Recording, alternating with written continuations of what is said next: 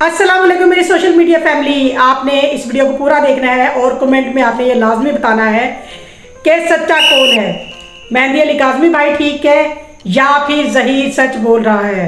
पिछले दिनों व्हाट्सएप पर मेहंदी अली काज़मी भाई को 5:30 बजे 10 अक्टूबर को एक मैसेज ज़हीर की तरफ से मौसूल होता है जो कि 25 सेकंड्स का होता है, जिसमें वो बाकायदा कुछ धमकियाँ देता है और जिसका टोटल लब्बो लबाब ये होता है कि आप केस वापस ले लें।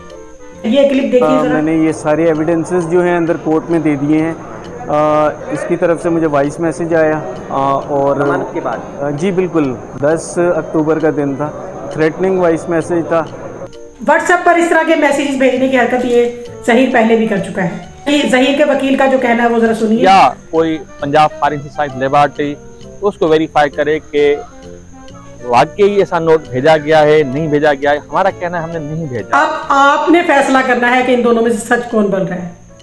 वैसे तो मुझे मालूम है, बल्कि सभी को मालूम है 100% कि मेहंदी अली काज़मी भाई सच बोल रहे हैं, क्योंकि ज़हीर जो भी बात करता है कभी सबूत नहीं आता उसका।